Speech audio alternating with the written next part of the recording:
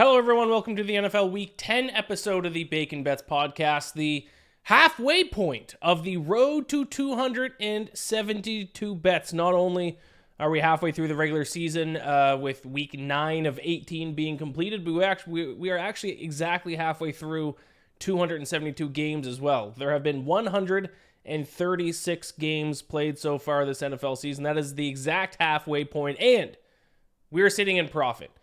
Finally got back to our winning ways this past week. Not a great week, but I would say a solid week. 8-6 plus 1.32 units is what we went in week 9. That brings our season-to-date record to 70 wins, 64 losses, 2 pushes for plus 2.62 units. So we are halfway through the season, sitting above 2.5 units.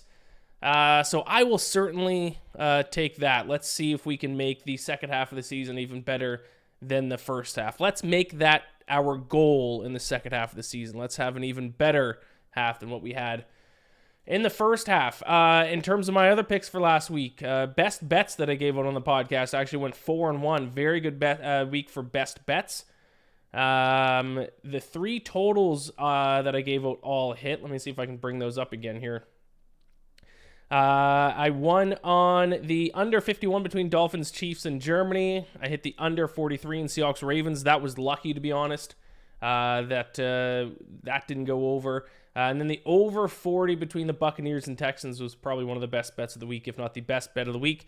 That was kind of a no-sweat winner. Lost on Cardinals plus 8 against Browns. That went up to like plus 13 or something when Deshaun Watson got announced as the starter. I still thought it was a great bet. But it turns out Clayton Tune stinks. It turns out the Cardinals might have traded Joshua Dobbs because he was too good, and they want to lose games. But then Chargers -3 came through for us on Monday night. So if you took those 5 best bets, you went 4-1. I did give out spread picks instead of the total picks. If you are in pick and pools that only do spreads, those went 2-1. So if you took these 3 spread bets that I gave out, actually, if you went with the 5 spread bets, you went 3-2.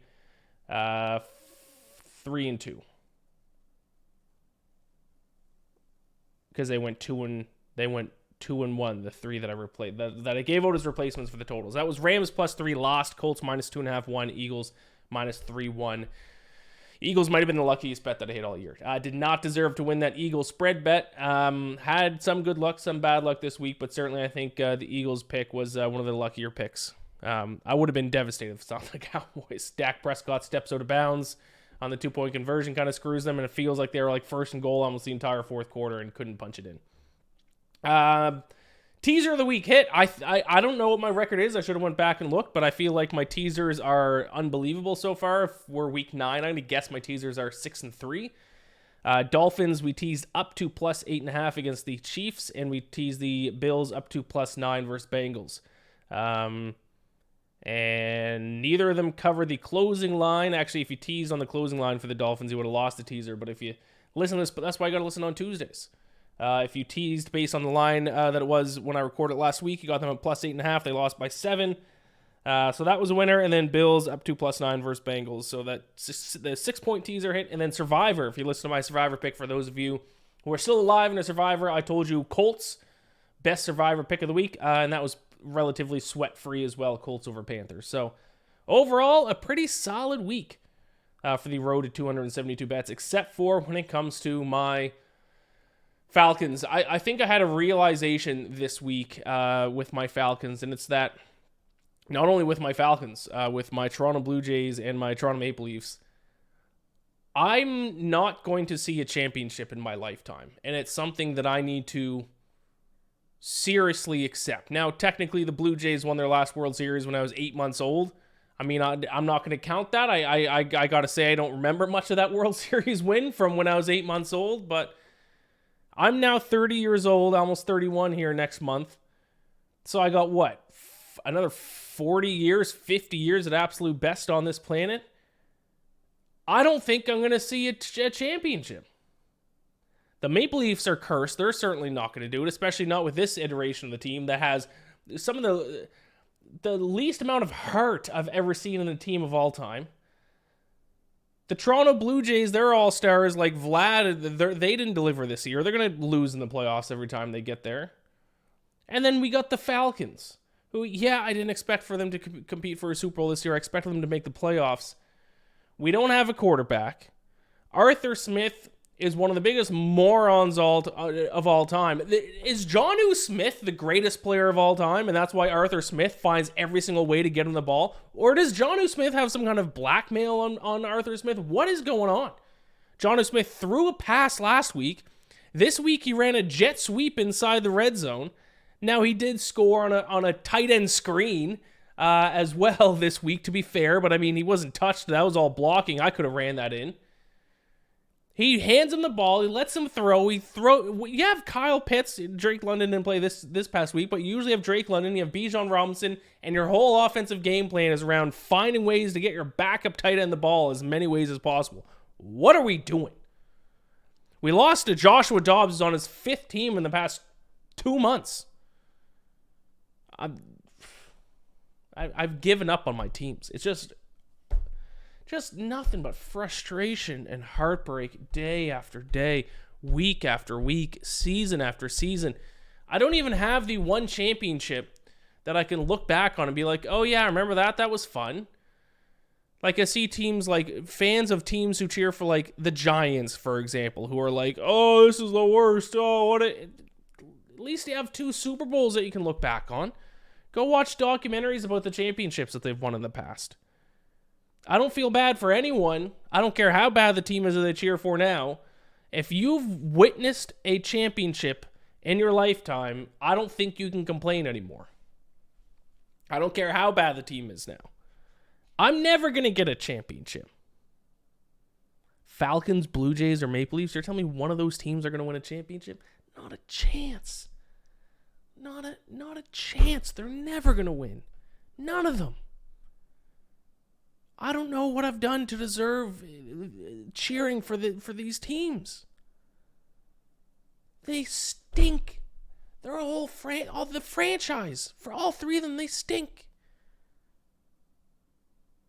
And I have to just start to accept that fact and just stop with expectations. Stop with hope. I'm not even going to see a playoff game this year for the Falcons. The easiest schedule that I've ever seen an NFL team have. They're going to have a losing record and miss the playoffs. I'm just sick of it. This is the NFL Week 10 episode of the Bacon Bets podcast. The road to 272 bets continues. 14 games this week. 4 teams are on bye. Let's see if we can string 2 back-to-back winning weeks in a row, kind of build on our record here. It's the second half of the season, baby. Seemed like we were getting ready for opening kickoff just a couple days ago. You blink your eyes, and here we are halfway through. So let's enjoy it. It's the NFL Week 10 episode of the Bacon Bets podcast. The road to 272 bets marches on. Let's go. I'm not a state. I'm a monster. No, Lisa. The only monster here is the gambling monster that has enslaved your mother. I call him Gambler, and it's time to snatch your mother from his neon claws. I forgot to mention it in the intro, so I will mention it now. I got too caught up ranting about my shitty teams that I cheer for. If you're watching this on YouTube, you can see that I am sporting a mustache, at least the early signs of a mustache. I'm not a big facial hair guy. I do have the early signs of a mustache. I'm doing Movember this year, raising money for men's health. So please, I would ask you to donate to it. I tweeted the link out once. I'm going to kind of put it out there more often as the month goes on. It's kind of weird to ask for donations for Movember at the start of the month because I didn't have a mustache yet. So as the mustache grows, I'm going to become more and more annoying asking for donations. I always, people, especially after a winning week, people ask if they can tip me. The large majority of the time, I say no.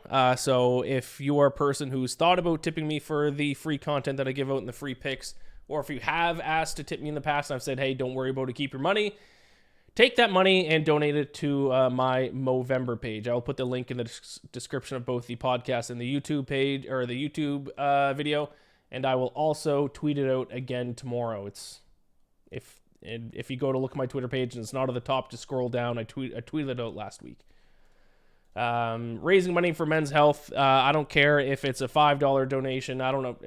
Even if you can donate $1, I don't know if there is a minimum. But hey, if you're, like I said last week when I tweeted it out, instead of placing that 12-team $5 parlay that's never going to hit, send that $5 to men's health on my Movember page. That would be very much appreciated. And let's hope I keep getting winning weeks. And if I get a very good winning week and you guys tail my picks, then I'll feel less guilty for asking for donations. But hey, it's for a great cause. It's the Movember page. Obviously, I'm not seeing any of this money. I did this 4 years ago, 3 years ago. I decided to do it again. So I'm doing Movember. You will see the next few weeks this mustache get even more and more glorious. All right, let's jump into the NFL Week 10 picks. Not a great week of games this week. I'm going to be honest, after we were kind of spoiled with a lot of great games, or at least a lot of great matchups this past week. The Dolphins, Chiefs, and Eagles are all on bye. So that leaves a lot of bad teams. And the primetime games all stink as well. The 6 teams playing in primetime this week are the Panthers, Bears, Jets, Raiders, and Broncos, Bills. Yikes. So that starts with Thursday night, Bears, Panthers. I'm going to take the Panthers. I'm going to take the Bears minus 3.5, minus 108 at home. I would have laid 3.5 points on the version of the Bears that we saw early in the season, but this Bears team has actually gotten a little bit better. They've looked better, at least better comparatively to how they looked at the very start of the season over the past few weeks. Meanwhile, the Panthers stink. Now, the thing with the Panthers that we have to keep in mind is the biggest factor, at least, we have to think of when handicapping games involving the Panthers is whether or not the team they're playing against can run the ball. If the team they're playing against cannot run the ball, they're going to be able to at least slow down that offense, or in the case of the Texans, beat them. It is why I was on the Panthers a couple of weeks ago to beat the Texans as underdogs, and they did exactly that. If they play a team that can run the ball, like last week against the Colts, they're in a lot of trouble because they have the worst run defense in the entire NFL. Let me bring up some stats here for stopping the run. Rush EPA, opponent rush EPA, the Panthers are dead last. Opponent rush success rate, the Panthers are dead last. Opponent yards per carry, the Panthers are 25th. Not dead last, still not good. 4.4 yards per carry teams are getting against them. And actually, I think the Colts actually didn't run the ball that successfully against them this past week, but they still managed to beat them by 2 touchdowns. Let me go ahead and look that up. Should have had this in my notes, but I didn't. Only 2.6 yards per carry, so the run defense did do better against the Colts last week, but once again, I'm going to look for season-long numbers instead of just one-game sample size. And the reason why I bring this up is because the Bears can run the ball. The Bears have successfully run the ball all season. If you look at rush success rate, 6th in the NFL in rush success rate, 7th in the NFL in rush EPA, and yards per carry, they are 6th in the NFL in yards per carry as well, averaging 4.6 yards. So my point in all of this is the Bears, I think, are going to be able to run the ball early and often against this Panthers team. I don't think they've announced if Justin Fields has been playing. From what I've read, it doesn't look like he's going to. Looks like we're going back to Tyson Bagent. But even if the Bears don't have a ton of success offensively, the Panthers' offense stinks really bad. What a tough game for Bryce Young this past week when he threw 3 interceptions, I think 2 of them returned for touchdowns against the Colts, and CJ Stroud looked like one of the best rookie quarterbacks in recent memory. So not good for the number 1 overall pick. I will take the Bears on Thursday Night Football minus 3.5 and minus 108. Moving on, we got the final international series, and this one stinks. You got to be a true degenerate if you're going to get up at 9:30 in the morning to watch this one, or even a bigger degenerate if you're over on the West Coast. Do you people on the West Coast watch these Germany games or London games? 9:30 Eastern would be 8:30, 7:30, 6:30 Pacific. Ooh. Yeah, I don't know about that. I would not be waking up for that. I'm actually off this Sunday. I have a rare Sunday off. Will I wake up for this game? Might not. I'll take Colts -1, -110 against the Patriots in Germany, I don't really have a whole lot to say about this game, but the Patriots stink. I continue the same thing I said last week. I don't know if I can bet on the Patriots for the rest of the season, especially, I mean, they're only 1-point underdogs because Kendrick Bourne is sidelined for the rest of the season. Now, Demario Douglas has actually looked pretty solid at receiver for the Patriots, but still, they have no offensive weapons. Even if they can slow down the Colts offense, I don't know how much they can move the ball down the field and kind of keep this game close. Overall, the Colts have been the better team this season. I'm a little bit higher on the Colts than other people are. Or at least the betting market is, because I bet on them against the spread fairly often this season. I thought the -2.5 line was a bad line last week against the Panthers. 15th in the NFL in net yards per play. Patriots are 22nd. So we're at a neutral field here. Colts are 1-point favorites. I would probably set them as like 2-point favorites, maybe 2.5. Not certainly one of my more confident plays because the Patriots do like to show up occasionally. Hard to completely discount them as long as Bill Belichick's going to be there.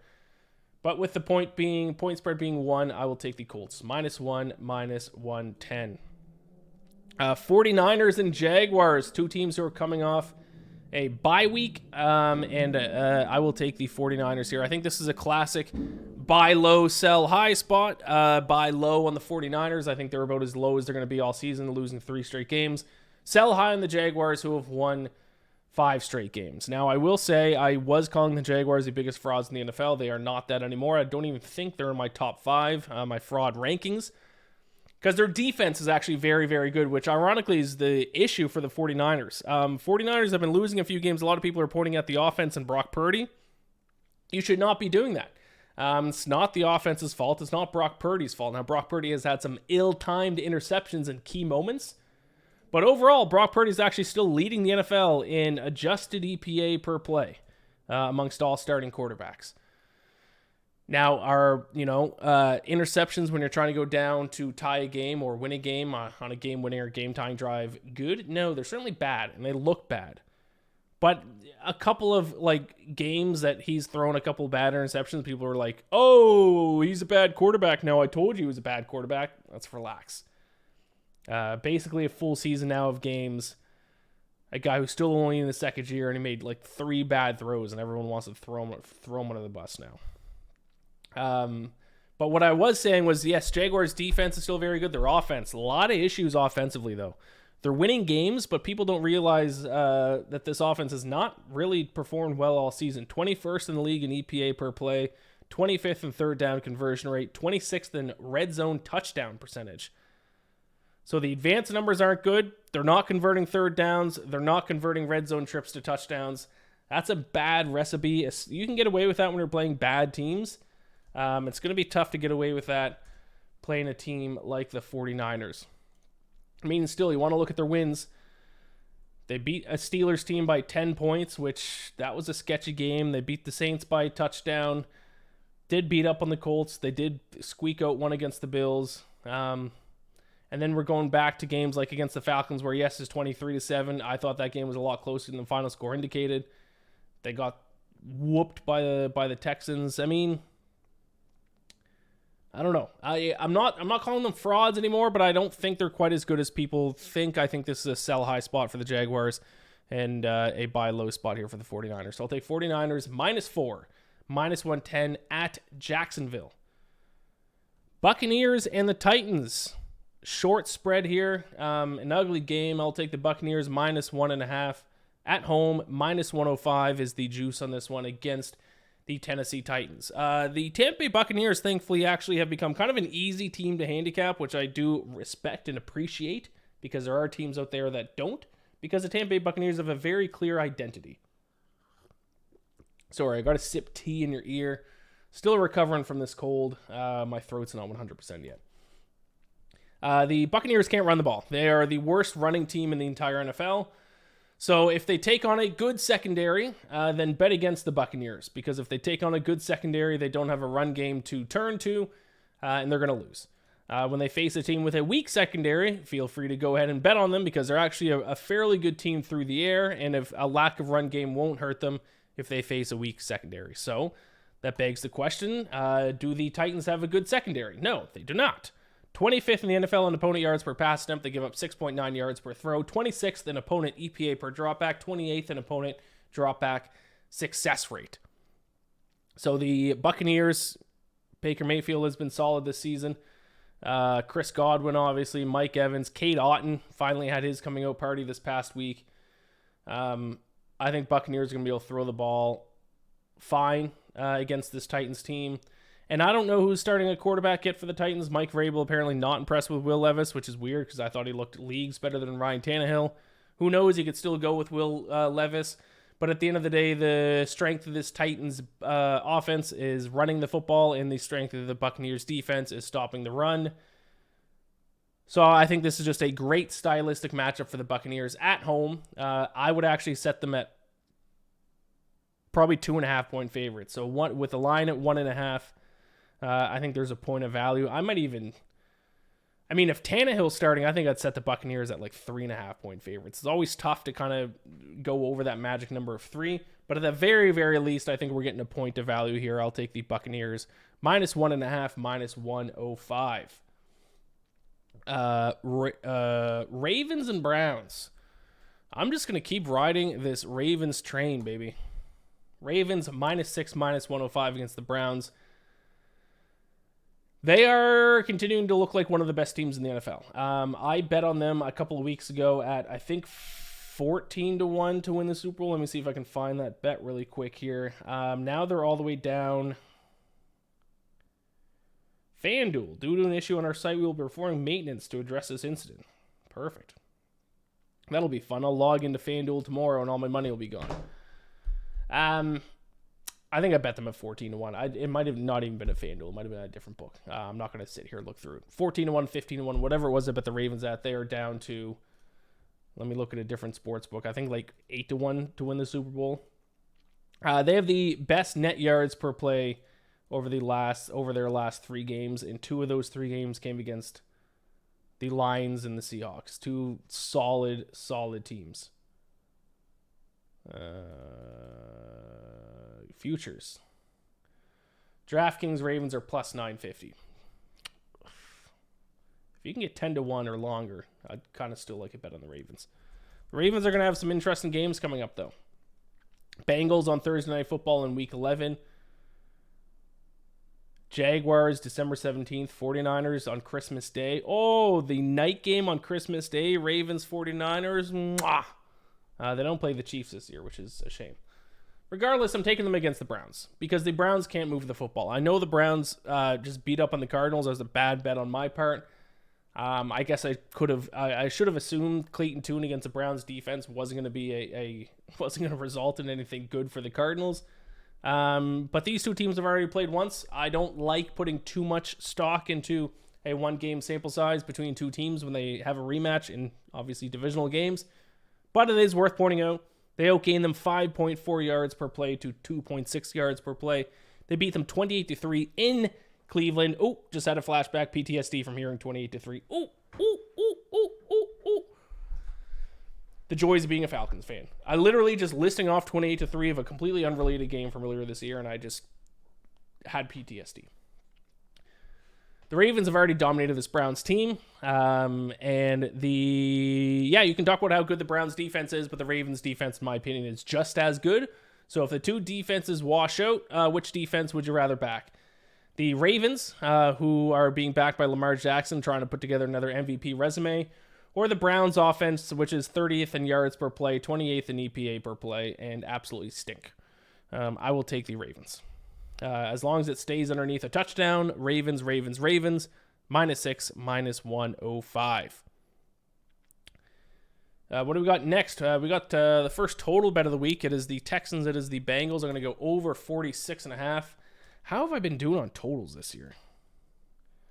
Let me do a little side note here. I feel like I've been absolutely crushing totals this year. No big deal. Especially weird because the first 3 iterations of the Road to 272 bets, total bets were my weakness. This year, on totals, I am 16, 10, and 1 for plus 4.71 units. Not as good as I would have thought, though. I mean, 16, 10 is solid. I'm 46, 45, and 1 on spreads, 8 and 9 on money lines. Interesting.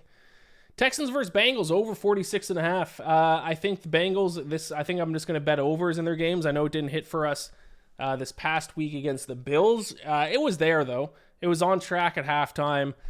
I think there was a drive that should have been a touchdown that resulted in a field goal. Another one that should have been a touchdown that was a Dalton Kincaid fumbled on like the 15. Just some weird things happened in the second half that kept it from going over. But at the end of the day, this Bengals team is going to be an over team because Joe Burrow is officially back. 2 back-to-back unbelievable performances now. Bengals offense is firing on all cylinders. Their defense still, I do not have faith in whatsoever. 27th in opponent yards per pass attempt and opponent dropback success rate.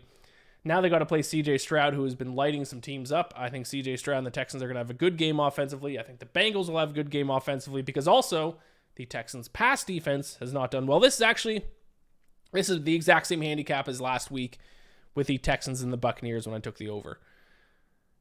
2 good passing offenses against 2 bad passing defenses, and the over in that game hit easily. So I'm just going to bet the over in another Texans and Bengals game. Texans-Bengals over 46.5, minus 110. One more, and then we're going to take a quick break. Saints against the Vikings. I will go Saints minus 2.5, minus 110 in this one. Josh Dobbs, feel-good story of the NFL right now. People can't stop talking about it. He beat the Falcons. Oh, how could he do that? He didn't even know names of his teammates. Wow, this guy's a great quarterback. Wow, this guy deserves to be a starting quarterback in the NFL. Oh, wait, I forgot. He was terrible in Arizona after the first 3 weeks. He's 27th in the NFL in adjusted EPA per play. That's 1 spot below Desmond Ridder, 2 spots below Jimmy Garoppolo. No, Joshua Dobbs is not a good quarterback. That game was more of a game of the Falcons royally fucking up than Joshua Dobbs doing anything amazing. So don't buy into the Joshua Dobbs hype. Don't do it. Don't do it. Don't do it. The NFL loves a good feel-good story. People buy into it. They think this guy's going to be amazing. Don't do it. Don't buy into the hype. Dobbs now has to face a Saints secondary that is 8th in dropback EPA, 4th in dropback success rates, 5th in opponent yards per pass attempt. So he has a very tough challenge in front of him this week against New Orleans. It is not going to go well. I do not have faith in Josh Dobbs, and I do not have faith in this version of the Vikings without Kirk Cousins, and people are going to buy into the Josh Dobbs hype and bet on the Vikings, and it's not going to go well. Also, I've been waiting all season in terms for it better. I've been waiting all season for the Saints offense to start clicking. Obviously, I wish they never started clicking as a Falcons fan. But as a sports bettor, I've been waiting all season for the Saints offense to start clicking, and they have. I don't know if it's just play calling has changed or Derek Carr finally hit a stride. But they're getting 5.7 yards per play over their last 3 games. That's the 7th best mark in the NFL over that span. And they're finally scoring points. So I think now is the time to invest in some Saints futures possibly. Saints minus 2.5, minus 110 against the Vikings. All right, I believe we are halfway through the picks. I will take a quick break and I'll be right back to break down the rest of my picks for NFL Week 10 action. All right, let's keep things moving here. Next up, we got the Packers and the Steelers. And I have vowed to continue to bet against the Steelers because this team stinks. I hate the Steelers. They do this every single year. And this year, I even said, in week 1, I'm not falling for this trap. The Steelers always cover and sometimes win in games they have no business doing so. I'm going to bet them week 1 against the 49ers. They, of course, got their doors kicked in. They got blown out. And I said, all right, this team stinks. I'm going to bet on them against them every single week. And I do, and then I lose. There is no way they should have won and covered as favorites against the Titans on Thursday Night Football last week, and they did. Even sure you could say they win, but like to cover the spread as a 3-point favorite, I mean, that's just kind of the way the scoring worked out, but they did not play well enough to cover that spread. They're once again 3-point home favorites, this time to the Packers, and this time I will once again bet on the Packers. I'll bet against a team playing against the Steelers. I'll fade the Steelers.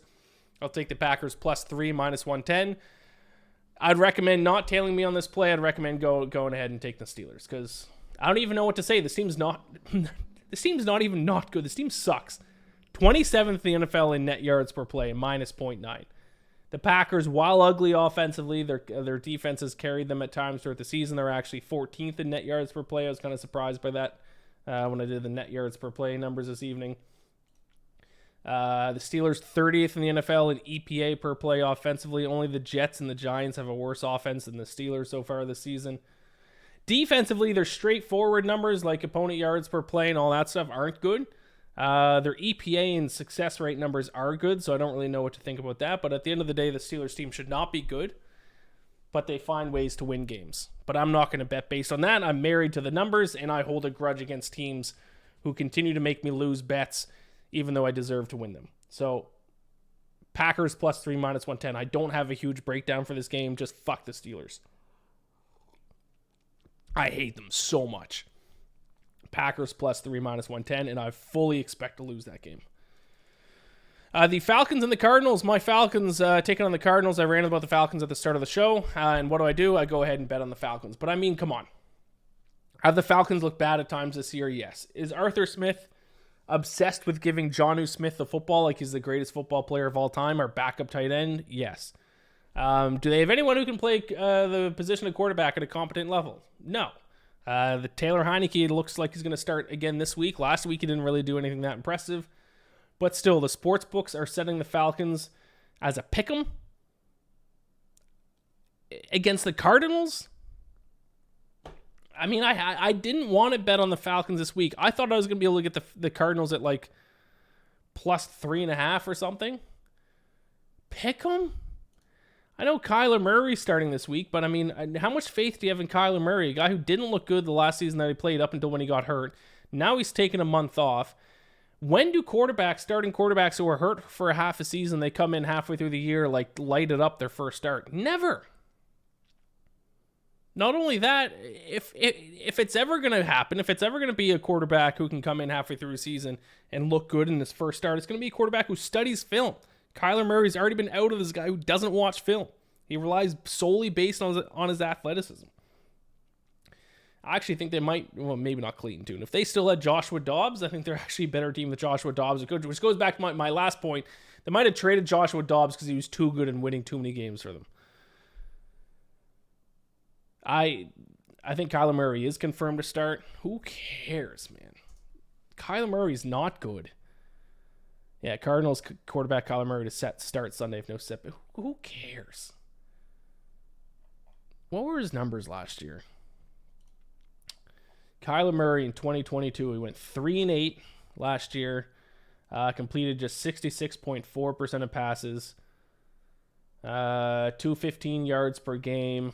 He had a QBR of 53.6. I mean, Kyler Murray's done.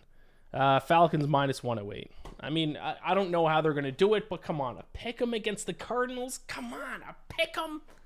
A pick 'em? They aren't that bad. The Falcons are top 10 in the NFL in net yards per play. 9th in the NFL in net yards per play at +0.3. They turn the ball over. They make stupid decisions. They can't get the ball in the end zone when they get to the red zone. But at the end of the day, they're not a terrible team. They break my heart every week. They're not a terrible team. Falcons -108 as a pick'em against the Cardinals. Lions, Chargers. I will take the Lions -1.5 off their bye week, -110 against the Chargers. These two offenses are very, very similar.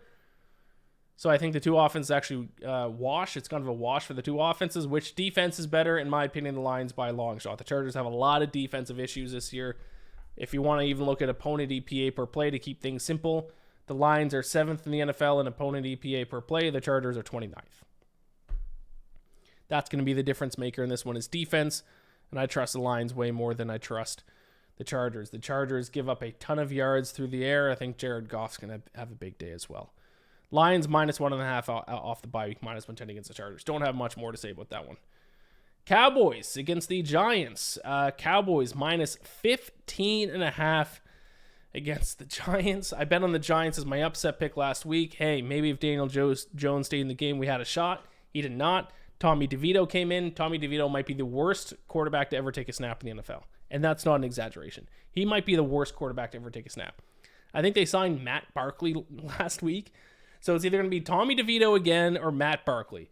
You could set the Cowboys at -30. I think I'd lay the points at the Cowboys. And I will say, I've been on the Cowboys a lot this season. I actually thought they deserved to beat the Steelers this past week, and they might not be frauds. They've actually played very well compared to how they were playing at the start of the year when they were winning games they didn't deserve to win. Or at least winning by a ton of points in games that should have been a lot closer. I'll give credit where credit's due. I don't see how the Giants can keep this game even relatively close. I mean, the Cowboys beat them by 20-something, 30-something points in week 1 with Daniel Jones there and the hype of at home. It was at East Rutherford. I remember I was there. Now it's in Dallas with Tommy DeVito or Matt Barkley starting. You couldn't set the spread high enough. I'll take the Cowboys minus 15.5, minus 110. I'd take them a minus 30.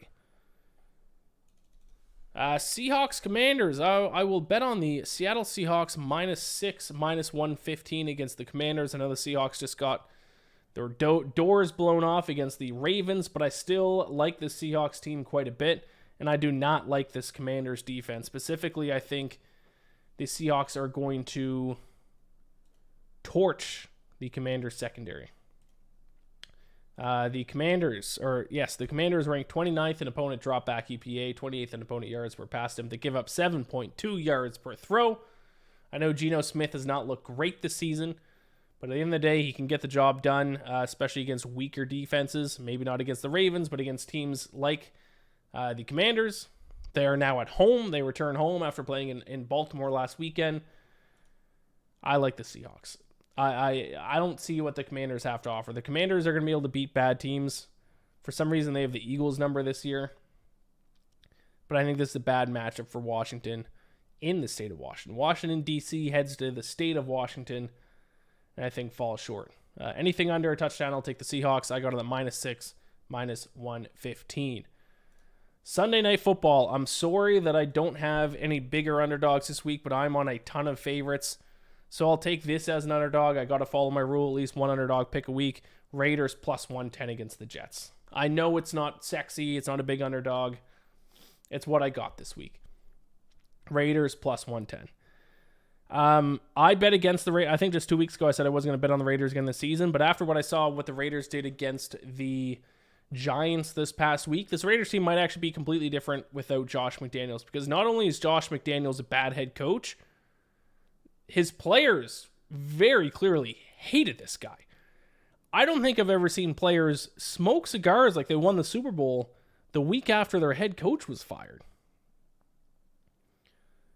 A lot of times you see coaches who I think this is something that you got to consider in the future when coaches get fired is how much did their players hate them? If they like them, if they like their head coach and they're sad about him being fired, then maybe don't bet on them. But if they hated their head coach, apparently the Raiders played free. They were out there looking like they were having fun. This might be a different team without Josh McDaniels. If they just go out and have some fun and play loose, they could beat this Jets team. I know this Jets team obviously very good defensively, but the Jets offense is one of the worst in the NFL. 31st in the NFL in EPA per play. Jets offense absolutely sucks. It was shocking to me that people thought they could actually be a half-decent team after a few wins, and then we saw on Monday night against the Chargers what this Jets team is. So, at home on Sunday Night Football, short. Give me the short underdog. Maybe I'm falling for the Colts trap last year where Jeff Saturday took over and they won one game. They're like, oh, maybe they're just playing loose and having fun, and maybe we should bet on the Colts, and then they didn't win another game the rest of the season. I could be falling for the same trap with the Raiders.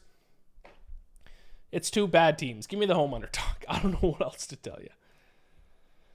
And then Monday Night Football, the Broncos-Bills. I'm going to do the same thing I tried to do with the Bills last week. It did not work out for us, and that is bet the over because both of these teams are good over teams. I know that is kind of surprising to say about the Broncos, but the Broncos, their offense actually not as bad as some people think. 12th in the NFL in yards per play. And if you take out plays involving turnovers, because they have had issues, if you take out plays involving turnovers, they're 11th in EPA per play. Bills offense, obviously, third in both those stats. So both offenses very good. Both defenses bad, especially the Broncos defense. Except for when they play the Chiefs, the Broncos defense is good. Everyone else just absolutely crushes them. They're dead last in opponent EPA per play by a mile.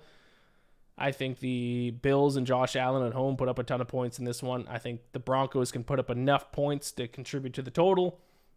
I'll sit back and root for points on Monday Night Football this week. I think the Bills are just an over team. I think I'm going to just be betting a lot of overs when it comes to the Bills the rest of the season. That's how I'm going to, because to be honest, I was a guy who everyone was saying the Bills might just be a bad football team, and I was like, no, they're just having bad luck and variance, and that might still be correct, but there might just be something wrong with this team. I don't know exactly what it is about the Bills, but even offensively, they move the ball, but they talk about ill-timed turnovers. It's like every time they get some momentum or they're in the opponent's zone, it's just someone fumbles, Josh Allen throws a bad pick. It's just, if they run 60 plays in a game, it's like 55 of them are good, but then they have 5 just back-breaking plays. I'll just take the over, and I'll take the over in Bills games until I can figure out exactly what this team is. So there you have it. Those are my picks for Week 10. I will give you my best bets, my teaser, and my survivor here in a second, but I will recap all my picks first. Starting with Thursday Night Football, we got Bears -3.5, -108 against the Panthers. We got the Colts -1, -110 against the Patriots. 49ers -3, -110 against the Jaguars. Buccaneers -1.5, -105 against the Titans. Ravens -6, -105 against the Browns. Texans, Bengals over 46.5, -110. Saints -2.5, -110 against the Vikings. Packers +3, -110 against the Steelers. Falcons -108 as a pick'em against the Cardinals. Lions -1.5, -110 against the Chargers. Cowboys -15.5, -110 against the Giants. Seahawks -6, -115 against the Commanders. Raiders +110 against the Jets. Broncos, Bills over 46.5, -110. I think I'm only backing 3 underdogs this week? Let's take a look-see. For underdogs this week, I'm backing the Packers. Falcons are pick'em. And the Raiders. I'm on 2 underdogs this week. Yeah, that might end in disaster. Oops. My best bets for this week are Bucks -1.5 against Titans, Ravens -6 against Browns, Falcons pick'em against the Cardinals, Saints -2.5 against the Vikings, and Seahawks -6 against the Commanders. So 5 best bets: Bucks, Ravens, Falcons, Saints, Seahawks. My teaser of the week. We're going Ravens from -6 down to a pick'em against the Browns. Crosses the key number of 3. I mean, 6 is kind of a key number with how long extra points are now. So I'll take that down to a pick'em against the Browns, and then I'll take the Cowboys from -15.5 to -9.5. I guess 14 and 10 are tertiary key numbers, but I mean, if the Giants can somehow keep that game within single digits, I'd be shocked. So Ravens pick'em versus Browns, Cowboys -9.5 versus Giants is my 6-point teaser of the week. And Survivor, I didn't actually, look at it, to be completely honest. I don't have it in my notes. So let me just live on air here give you guys a Survivor team for people who are still alive. I don't actually hate the Bears on Thursday night as a Survivor pick. If you want to get crazy and take the Bears, you're never going to have another chance to take the Bears. If you're ever going to take the Bears, it's going to be on Thursday Night Football against the Panthers. Other than that, Bucks at home to the Titans. Falcons against the Cardinals. You got some good picks, but you have no obvious ones this week. Well, except for if you have the Cowboys, take the Cowboys. If you still have the Cowboys left, take the Cowboys. Wouldn't take the Bills right now with the way they're playing. If you have the Cowboys, now is the time to use them. They're not going to be bigger favorites again for the rest of the year. Take the Cowboys. If you want a little bit more of a risky pick, I will say I'll say the Bucks. I'll say the Bucks over the Titans. Actually, smaller spread than the Bears, but I really like the Bucks against the Titans this week. So Buccaneers for Survivor pick this week. This has been the NFL Week 10 episode of the Bacon Bets podcast. Please donate to my Movember page. I'll have it in the description. Please like this video, subscribe to the Bacon Bets YouTube channel, rate and review the podcast, all that good stuff. Gambler bless. Good luck to all of your picks this week. The road to 272 bets continues. We are halfway through. It's time to enter the second half of the journey. Thank you all so much for watching. I'll talk to y'all next week.